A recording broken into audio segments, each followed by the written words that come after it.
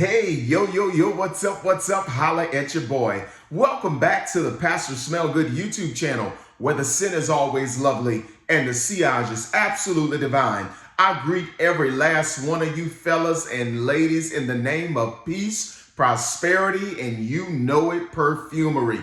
It's a great day to be alive. It's a blessing to be strolling these YouTube streets once again, dishing out some content to some of my favorite people in the world, and those are the lovely inhabitants of Fragcom. Guys, before we get into today's video, go ahead and show your boy some love. Smash that like button. You know the quality of the content you're going to get. Get your comments ready so I can hear from you in the comment section. Share this video out to anybody you think could use the information. Last, but certainly not least, if you are not already subscribed to the channel, go ahead and push that subscription button and push the bell for all future upload notification so that every time your boy uploads a video, you would be in the know. Well, let's go ahead and get up and get into it and get involved. Guys, this is not so much a review I want to do today, but this is just an exploration of my Mugler collection that I would like to do with you guys today. I want to go through every Mugler in my collection, and even a few that are not in my collection anymore, but I have a thorough memory of, to be able to share and drop some content with you concerning the fragrance house that really started it all for me in my fragrance journey. When I first put my nose on the products of Thierry Mugler, I was completely blown away. Talk about a total deviation from mainstream perfumery. Talk about a risk. Talk about being bold. Talk about being maybe even abrasive to some people. That's the type of stuff that really lured me in to the house of Thierry Mugler. So when I started collecting, this was the actual first house that I made it a point to start collecting a particular line in. All right, so guys, let me go ahead and begin with the two fragrances that I no longer have that were once in my collection that I would really like to get my hands on, but I'm not gonna go too far to pay exorbitant prices, because since the company has been taken over by L'Oreal, I believe, they may do a total overhaul with the fragrances. They may bring some of the fragrances back. So I just want to wait a while. So I'm not about to pay $300 for Mugler, amen, at this particular point. All right. But let me begin talking about pure coffee. All right. Pure coffee, one in a brown bottle. You can't really see the juice past the sticker or the tape that's over the star. That was a Mugler that I purchased years ago, and I ended up selling it to someone that I worked with, because I was somewhat disappointed in the scent. I was disappointed at how in that particular fragrance, the coffee note was not supported by some of the other notes that I would like to pick up in a coffee fragrance. I felt like when the fragrance dried down, it didn't dry down to a rich vanilla. It didn't dry down to a rich Tonka. It didn't dry down to a beautiful amber accord. And those are the types of things that I look out for when I'm dealing with a coffee scented fragrance. All right. There wasn't a very prominent woody note in the bottom that was just playing as a wonderful supporting cast to the dominant note of the coffee. So for example, what I mean by that, guys, is I was looking for more of a rich gourmand style coffee, somewhat close to maybe Michael Jordan Legend, or even close to Bond Number 9's New Harlem. Not saying that I expected the fragrance to be a replica of those, but I expected that type of weight. I expected that type of creaminess. I expected that type of warmth and sweetness. And for whatever reason, I just did not get it out of pure coffee. So I gave away my bottle. Boneheaded move. Shouldn't have did it. Should have kept it. But hey, somebody said they wanted to buy it, so I went ahead and sold it to them. All right. But let's start there with pure coffee. All right.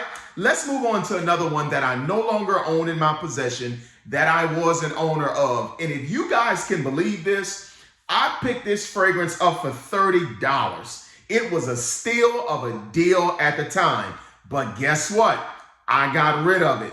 Guess why I got rid of it? because I was a little bit disappointed in Pure Leather. Should I have kept Pure Leather? Yes, I should, because those would be beautiful addendums to the collection that I already have.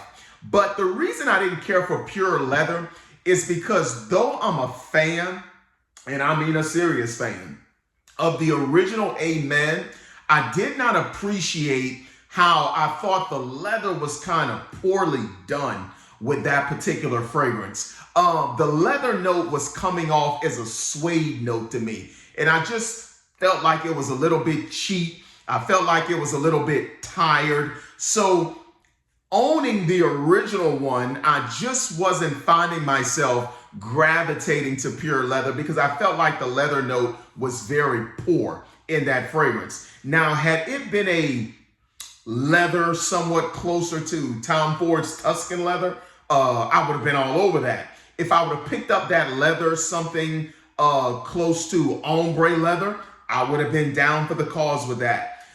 Even a leather such as something in L'Homme Ideal, I would have been down for the cause.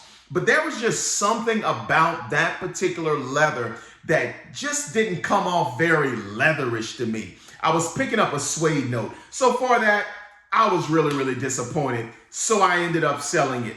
Now, looking back on it, being that I paid $30 and seeing the prices they want now, yes, I wish I would have held on to it, even though I didn't care for it, but just because of the fact it would look wonderful on my fragrance shelf.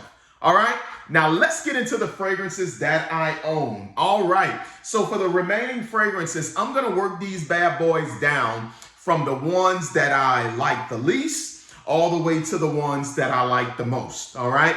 But I am a fan of this line. Please do not think that because of the two fragrances I just mentioned that I am not a fan of the line. I hope you guys are enjoying the video so far. All right, the next one that I want to show you in this particular series is Amen Ultimate. Yes, Amen Ultimate. This is one I've been wanting to get my nostrils on for quite some time, but you know, I just continued to kind of brush it off and didn't pay it too much mind. This fragrance, of course, like all of the others, it is a gourmand scent, but this one is more fresh. And of course, it is a woody note. There's a prominent, noticeable cedar note that you're gonna pick up out of this one.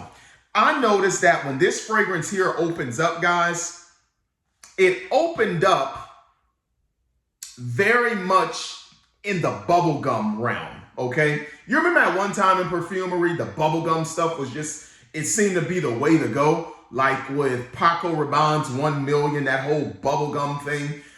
Many other fragrances, some of them just aren't on the top of the dome right now. But this fragrance opened up very bubblegummy to me. As the fragrance continues to develop out of that bubblegummy state, the fragrance began to turn very green.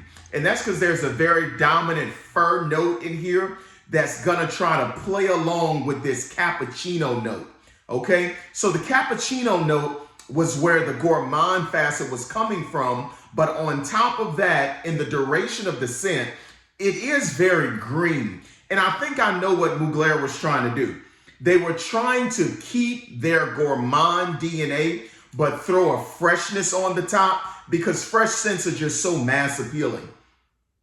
And it dried down to a cedar wood, and you pick up that patchouli as well, coupled with that fir, just giving a very green nature to the scent. And I honestly, this fragrance did not disappoint me because, to be honest, I really didn't expect that much, guys. I didn't. I just think the bottle looks really cool and I wanted to add it to my collection. But do I dislike the scent? Absolutely not. It's not that I don't like the scent. It's just, of the ones I have, I would probably say it's the one that I reach for the less. All right? But those are my sentiments on that one. If you appreciate this Mugler DNA and you like that gourmand style flavor, but you want a more fresh type of Mugler, I could see this scent playing a role in your life, okay? I could really see it in your fragrance wardrobe. All right? But that's that one. That is Amen Ultimate. All right? Let's continue moving. Now, the next one that I'm going to show you guys is the next scent that I really don't care for a whole lot. I know there's almost a cult following behind this one. You could call it a cult classic as it relates to fragrances that are mainstream and really easy to wear. But I don't think it's all that in a bag of chips. All right, now this is a deviation from Amen, but it is still in the house of Thierry Mugler. Boom. You guys know I was going to deal with this. And I know some of you guys are saying, bruh, Pastor Smell Good, are you serious? Are you really telling us you ain't really down for Mugler cologne? That is exactly what I'm telling you. This fragrance is not all that to me. There's not a whole bunch of notes in it, but it's going to open up with some bergamot, of course. You're going to get that bergamot in there. You're going to get some green notes. I think you're going to get a little bit of neroli in here, a little bit of petitgrain. I'm picking that up as well. But the reason I don't care too much for this scent is because it's too musk heavy. It's fresh, it's green, it's bright, but there's too much musk going on in here. And musk overdone, musk done dominantly, to me, it just doesn't do a whole lot for me, y'all. Now this fragrance here, it's not gonna last long. It's gonna give you 2 hours. But it's going to give you 2 hours of a very soapy and a very clean fragrance vibe. That's what I pick up from this scent. Now, those of you in Fragcom, you know that this one is often compared to Creed's Original Vetiver, all right? Now, I much rather Creed's Original Vetiver over this. Okay, I'm sorry. This is what you call this is a Toyota. Creed's Original Vetiver is a Lexus LS500, okay? That's the difference between the two. Creed's Original Vetiver is much more complex. It weighs more. It's a heavier, more well-done, distinguished, classy, upscale scent. This is child's play compared to Creed's Original Vetiver. Creed's Original Vetiver, I like it a whole lot more. It doesn't dry down as musky as this scent does. Now, if you are a guy that's down for musk and that's your thing, by all means, save a lot of that Creed money and go ahead and get this in a 10.2 ounce. And I promise you, you're going to be happier than a pig in slop. But for me, I'm not crazy about it. I'm just not. And a lot of people I know have said they like this scent more than Creed's Original Vetiver. To my nose, no way, Jose, ain't nothing happening. All right, so I'm gonna go ahead and put this one right here in the video. And if you disagree with me, tell me all about it in the comment section. Just a little bit too musky for me. All right, now let me show you guys another scent in the collection that I am quite crazy about. And you may call me crazy for being crazy about it. But this is the way I feel. This is my video. And I'm going to do it the way that satisfies me. Boom, right here. Crypto Mint. Yes, Crypto Mint. What am I getting with Crypto Mint? Let's go ahead and douse. Yes, indeed. I hope you guys are enjoying this video. Oh, I like Crypto Mint. I'm telling you. But can I tell on myself for a second? Guys, I bought Crypto Mint before and I didn't give the fragrance a chance. I bought it right back to Marshall's the next day.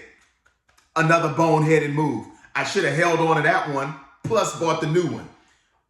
And I would have 2 bottles of this in my collection. But see, let me tell you something about Crypto Mint. You know what I like about Crypto Mint? Crypto Mint gives me a 1-2 punch for summer.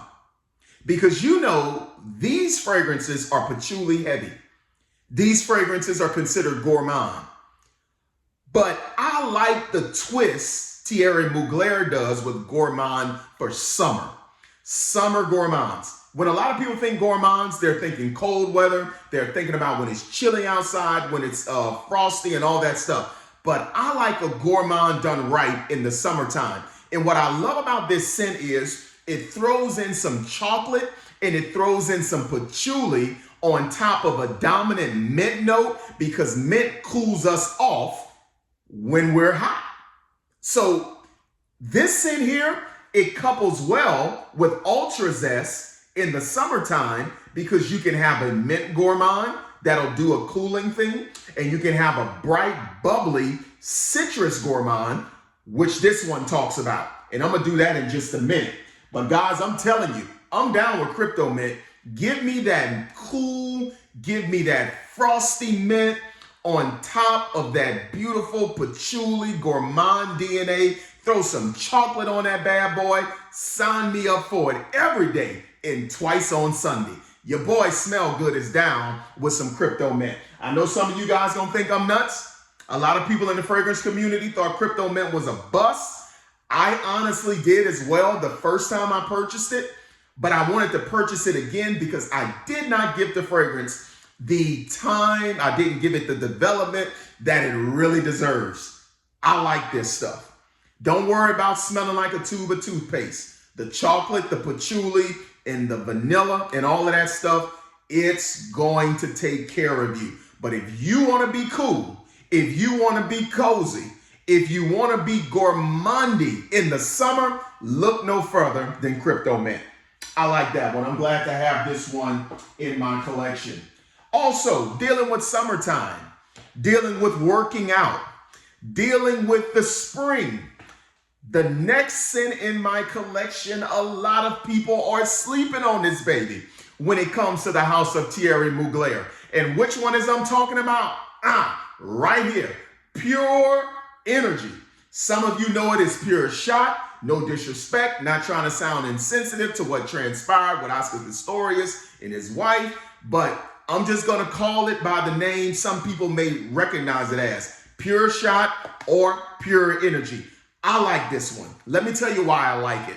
Because this particular scent here, it doesn't go in the gourmand direction, but it keeps this patchouli DNA, but it throws on some very fresh, some very clean nuances that gives you a very fresh type of patchouli. I like it. And the freshness in this one is going to come from a prominent juniper note. That juniper note, I'm telling you guys, it lays on the skin perfectly. Let's go ahead and spray so we can open. Y'all, I hit the gym with this baby. I do.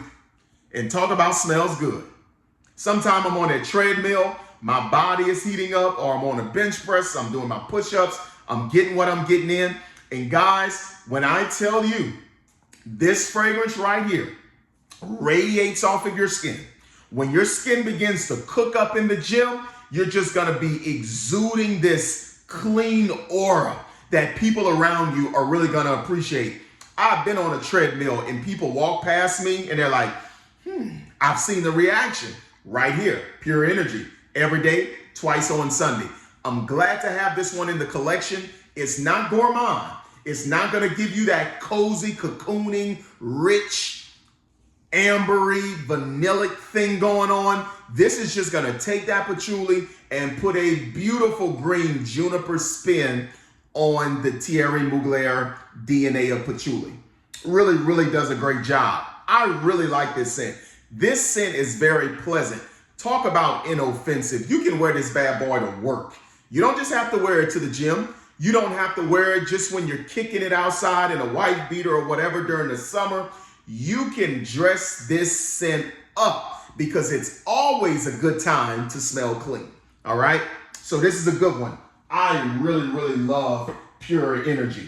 All right, guys, I hope you're enjoying this video. I'm giving you the best of what I got, and I want you to give me the best of what you got down in the comment section. We've already been going hard for about 20 minutes, but it's all good in the neighborhood. Listen, I expected no less than 30 minutes for me to go through everything that I have dealing with the house of Thierry Mugler. All right, but let me show you guys another fragrance that I think some of y'all might want to beat me up for, because unlike everybody else, this is not my favorite in the line.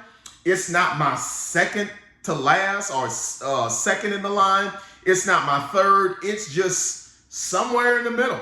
And people are going to think I'm nuts, but it's my nose. It's my skin chemistry. So I just got to tell you what I think about this scent. Are y'all ready for this one? Let me give it to you. Pure Malt. Guys, this is a good cologne.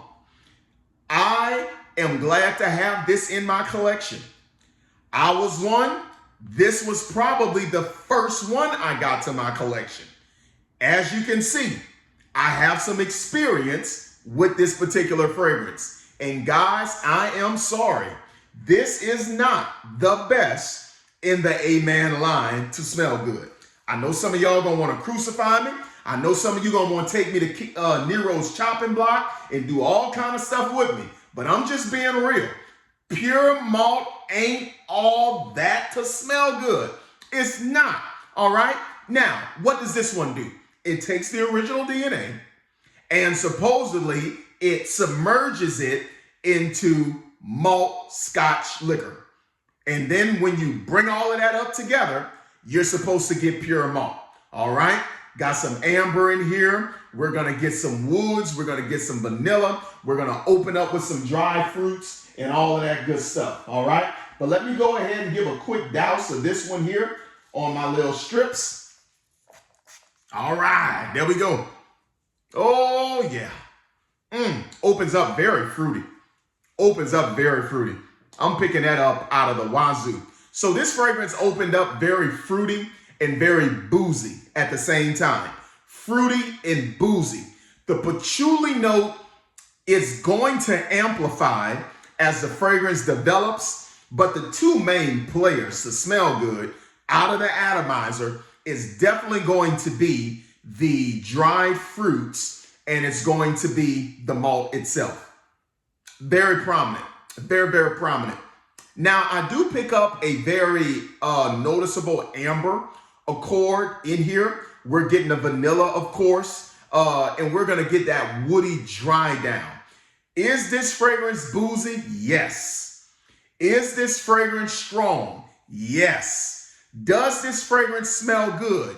Yes. But I put it in the middle. When I put on this fragrance, I am not too quick to be complimented on. Maybe it's my skin chemistry with it. I don't know. But this is not one of the most complimented Muglers that I own.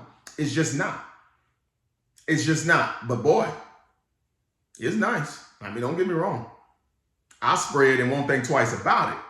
But it's just not one of my favorites like everybody else says. Some people are going to put it between this one and Pure Havana. All right, but I just don't think it's close. All right, but that's where I'm at with it. So that's Pure Malt. All right, I hope you guys are enjoying the video. Now, before we go on, I'm going to throw in a wild card here. All right, because I know some of you are going to think I'm nuts. But you know what I like more than Pure Malt? Call me crazy. Say what you want to say in my comment section. It's all good. Keep it cool, keep it classy, because that's how we roll on Smell Good's channel. But right here, the original Angel, marketed to the women. Y'all, say what you want. Call it what you want. But see this stuff right here on my skin?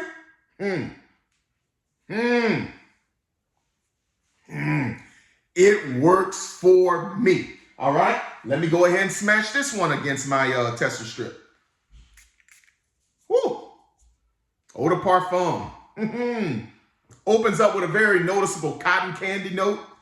I'm gonna pick up some pineapple in here for sure. It opens up somewhat, how could I say this? It opens up reminding me of the Caribbean, okay? It opens up kind of tropical to me. I got that cotton candy playing around with that pineapple note. I'm picking up some florals in here. Oh yeah, this is some good stuff. And this fragrance has so many gourmand notes. Of course, you're gonna get the vanilla. You're gonna get the woods, of course. You're definitely gonna pick that up. But you got some rose up in here as well. This is just a really, really nice scent to me. And it plays well on my skin. It really, really does. This smells, how could I say this? When you spray any fragrance on your skin, it's going to work with your body chemistry and it's going to bring out the best version of you from an olfactory sense.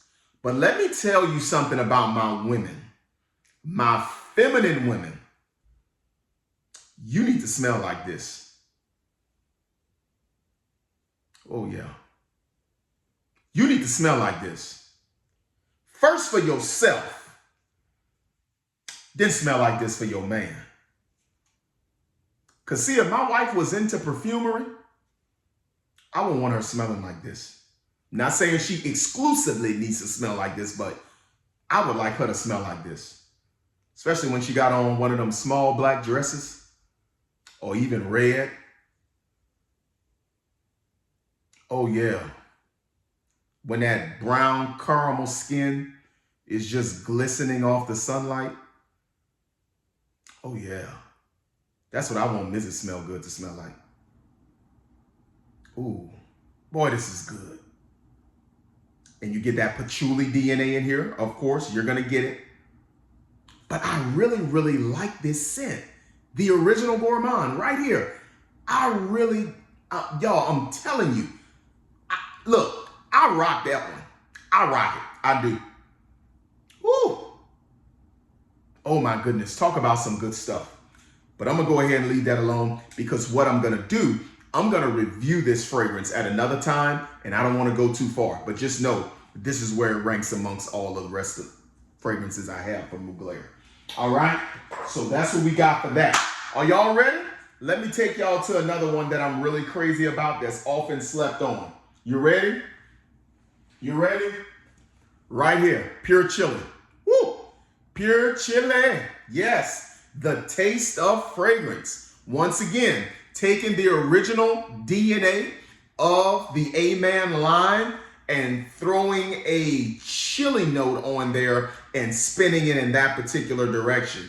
Boy, you talk about something warm, you talk about something spicy that gives off this beautiful, warm, fresh out of the oven spice cake vibe. Oh man, talk about some good stuff. Now, this is what I want you to know about this. Compared to some of the other Mugler A-Man line fragrances, this one in performance, it's moderate. It's not going to be beast mode like some of the other ones like Pure Malt, the original Pure Havana, Ultra Zest. This one is more moderate. But you talk about, you talk about a smooth operator. OMG, that chili note plays absolutely wonderful with that vanilla. Oh, this smells so good. Opens up a bit alcoholic, but hey, this is designer level perfumery. We know what we getting. We just gotta fight on until that alcoholic nature goes away. But that chili note, it's immediately coming out of that atomizer along with that patchouli note that we know this is known for. And it just plays together wonderful with that vanilla. I like Pure Chili, and I'm gonna tell you why I like Pure Chili, because when it's really cold outside, sometimes your fragrance just has to stir up something in your head that makes you think warmth. And if you know anything about a chili note, it's gonna bring some warmth, all right? So this plays very well with cooler weather. I would start bringing this bad boy out in the fall. When it gets very cold, if you're dealing with a lot of wind, you might want something with a little more punch. Or if not, hey, just spray more of this. Just spray more of it, all right? Somewhere between 7 and 8 sprays. Go do what you gotta do. But I really like this scent. I had to get my hands on it. I wish I would have bought backup bottles of this, but much to my chagrin, I went and purchased other stuff, and now I'm living to regret it. Because you can see the damage I've done to this baby down through the years. So now that I'm past the halfway mark, I'm trying to conserve as much as I can in the cold seasons. Oh man. But you talk about a beautiful, warm, spice cake type of nuance this fragrance gives off. Pure Chili. All right. Are you enjoying this video, guys? I sure hope you are. All right. So let me go ahead and move on with this here. Let me tell you the next one that I have in my collection that makes my liver quiver, that makes me super, super happy. that I know is going to give me what I need when I want to smell edible. It's going to give me what I need when I want to be a little bit daring. It's going to give me what I need when that weather's real cold and I need a strong performer, not only in projection, but also in longevity. Though this particular scent has been reformulated down through the years, she's still standing tall. Yes, the original Amen. Somebody once asked me, Pastor Smell Good, what's in the original Amen? I turned around and asked the question, what's not in the original Amen? You're going to get that patchouli DNA. It's going to be there. Straight out of that bottle. It's going to smack you all upside your head.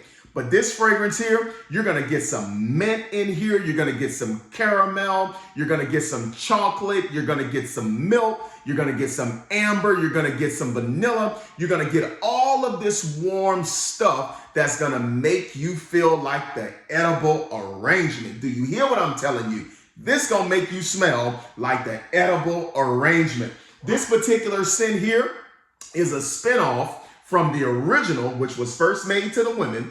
Then they put a men's touch on it, and they did that exceptionally well. Some people are talking about a tar note being up in here. I don't care what note it is up in here. By the time this stuff dries down, you're going to be smelling like an edible arrangement. Boy, I'm down with this. Woo! Oh my goodness, so sweet, so cocooning, so inviting, so warm, and so rich. This fragrance got weight on it, y'all. And after being reformulated and neutered like it has, to say this fragrance is still a above average performing scent, that says a lot. I just got one regret. I got one regret. And I want to tell you what the regret is. That I was not into perfumery at 10 years old in 1995. Because I swear before God and chicken gravy, if I was, I would have cut all the grass in the neighborhood. I would have washed all the cars in the neighborhood. I would have done all the chores at the house to get my hands on a 95 bottle or 96, whatever year it was, 95 or 96. I would have been 10 or 11. I would have did what I had to do to get my hands on a first formulation. And I'm going to tell you why I want a first formulation. Because first formulation fragrances, they're often a little bit more refined. They're a little more well done, and they're stronger. But even by modern standards, this is still a strong scent. Can you imagine what this would have been in 1995 and 1996? Good God from Zion. I love this stuff, y'all. Oh, goodness. See, this is what sucked me into this line, y'all.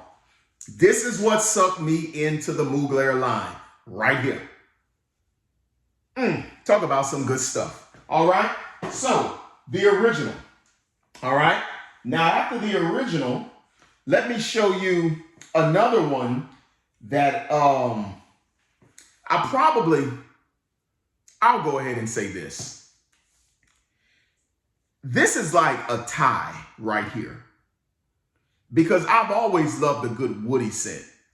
And see this one right here? I dig. I'm down.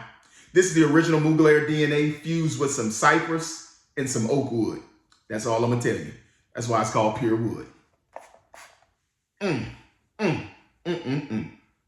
Oh, yes. This scent here takes me to a wood shop. This scent here takes me to a factory where they cut and they chop up wood. That's what this scent does for me. Oh, talk about some good stuff. Oh, yeah. Fresh wood, just, oh, man. See, this is well done. Oh, yeah, I like this, y'all. I like it. Now, is it as strong as this one? Is it going to give you as much performance and projection? Not at all. But guess what? Just spray more of it and be quiet. Because there's some good stuff right here.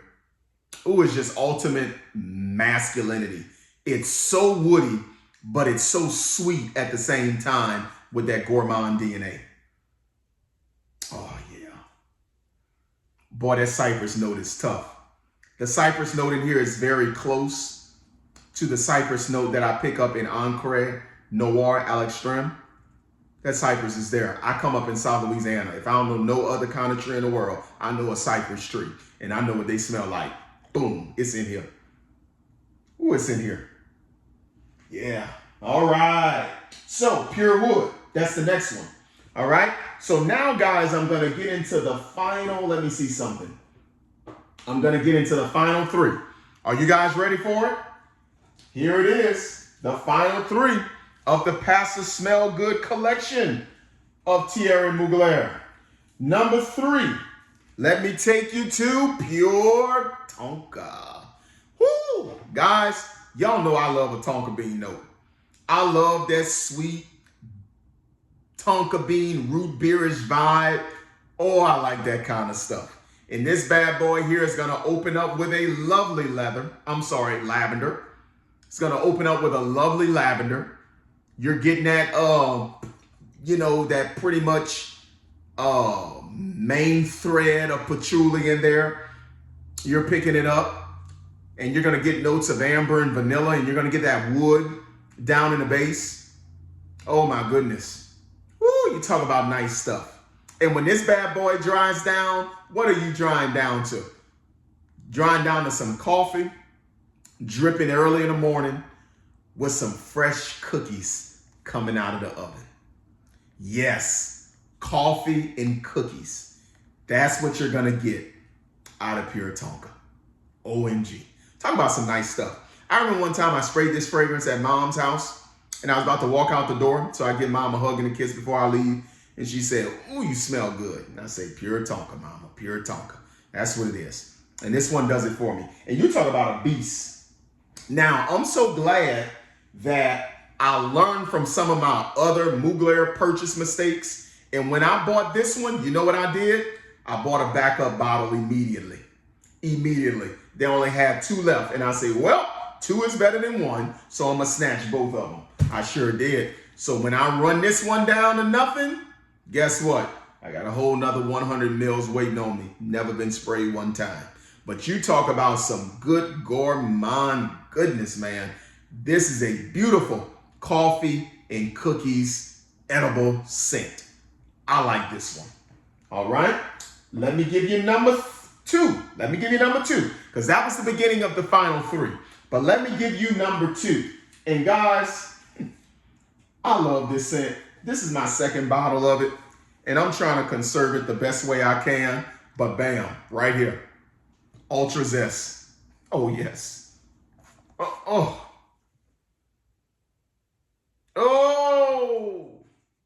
This is why I'm easy.